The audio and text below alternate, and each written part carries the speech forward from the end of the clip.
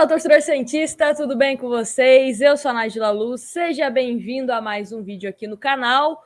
Como vocês já sabem, não teremos partida do Santos nesse final de semana. Santos e Fluminense foi adiado para o dia 27 de outubro na Vila Belmiro e terá torcida. Só que, enquanto isso, o técnico Fábio Carille vai treinando esse time, buscando melhores alternativas para o próximo jogo, que será contra o São Paulo no dia 7, no Morumbi, com torcida também, obviamente, né? Só torcedores do São Paulo estarão presentes. E aí, provavelmente, teremos um Santos bem diferente da partida contra o Juventude, onde perdemos por 3-0. Por alguns motivos, opções técnicas de jogadores que não estão rendendo tanto, e que o Carille, acredito que identificou isso, né? Até no esboço que a gente vai falar daqui a pouco, mas também com jogadores que estão voltando de lesões. Então, de uma certa forma, isso pode ter um certo impacto no time principal do Santos. Vamos lá, então, comentar sobre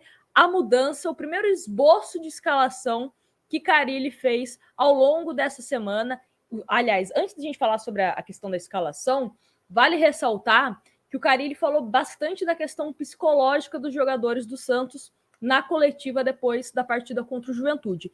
Ou seja, está acontecendo um trabalho junto com a psicóloga do clube, até mesmo para ter mais confiança, né, para os jogadores se sentirem mais confiantes, até mesmo de ir para cima, realizar jogadas, enfim, né, para que a gente consiga sair dessa situação o quanto antes. E aí, né, tivemos essa primeira provável escalação, esse primeiro esboço. Provavelmente alguns jogadores devem ser alterados aí, mas inicialmente foi assim. João Paulo, Danilo Boza, Emiliano Velasquez e Wagner Palha continua com 3 zagueiros. Marcos Guilherme no lugar do Pará. Camacho, Carlos Sanches, Diego Tardelli no lugar de Giamota.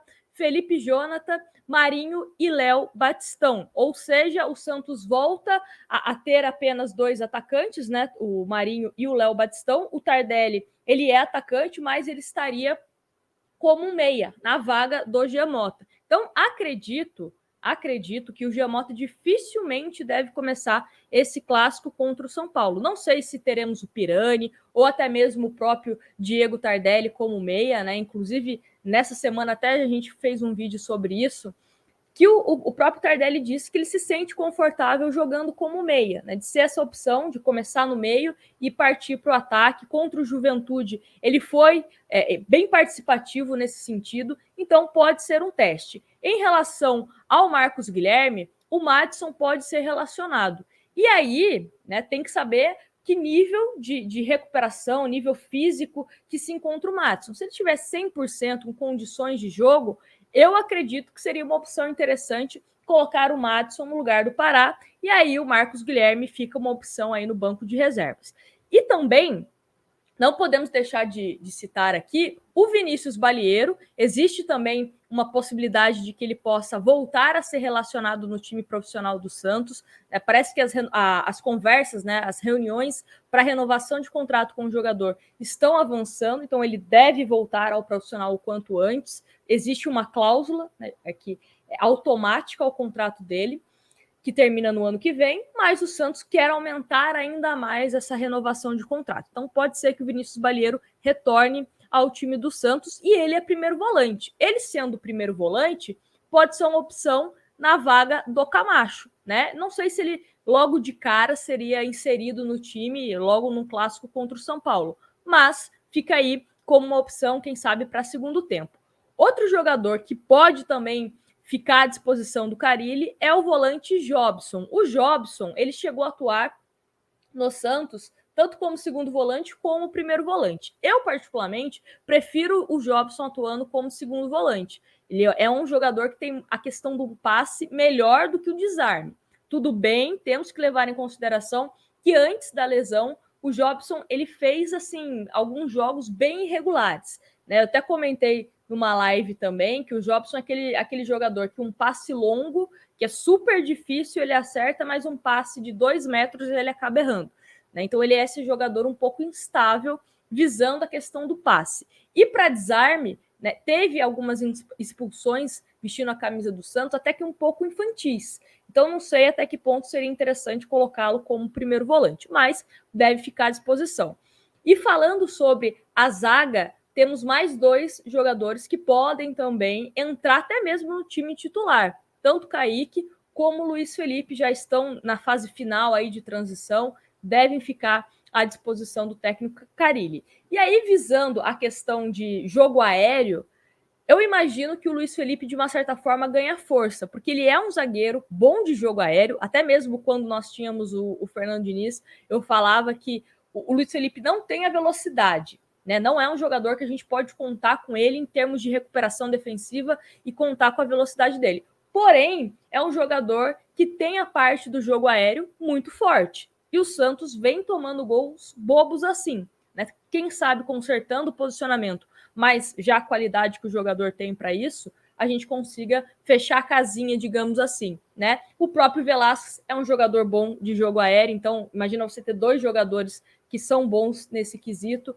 né? O Kaique seria aquele zagueiro mais técnico, com uma boa saída de bola, então talvez fique aí um trio de zaga bem equilibrado. Eu, particularmente, acho que Danilo Boza tá jogando bem, o Velasquez também tá jogando bem. Agora, o Palha tem que saber a questão da confiança, né? Tem que saber porque ele falhou muito feio no jogo contra o Juventude. Não sei até que ponto isso pode interferir ou não para um clássico contra o São Paulo, né? Mas vamos observando aí como que vai acontecer nesses treinamentos, né? Vale ressaltar que o Santos tem previsto ainda mais 5 treinamentos antes da partida contra o São Paulo. Vale ressaltar que o São Paulo joga nesse final de semana contra a Chapecoense fora de casa. Então é um jogo para a gente ficar de olho, até para saber como o São Paulo está jogando, né? Nos últimos jogos que eu assisti do São Paulo, a zaga estava batendo cabeça, o Volpi tomando alguns gols que seria defensável, enfim. Então é um jogo para a gente ficar de olho. E também Sport e Grêmio, né? Que se enfrentam.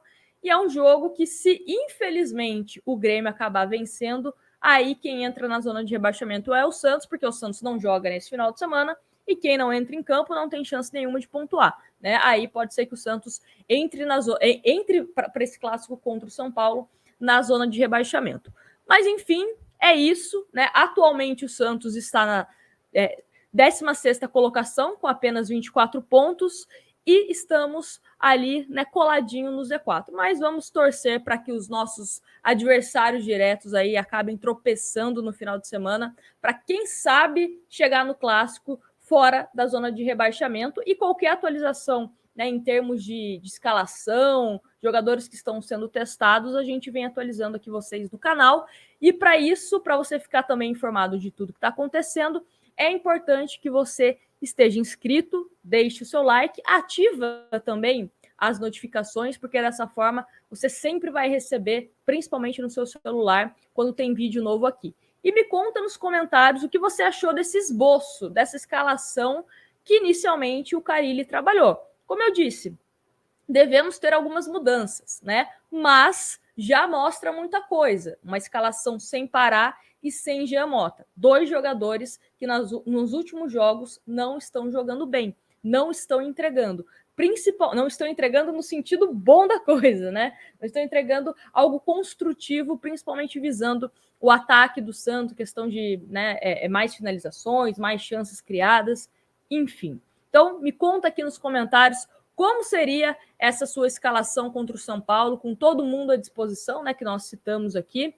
E a gente se vê no próximo vídeo. Um grande abraço para vocês, um bom final de semana, curtam com responsabilidade e até a próxima.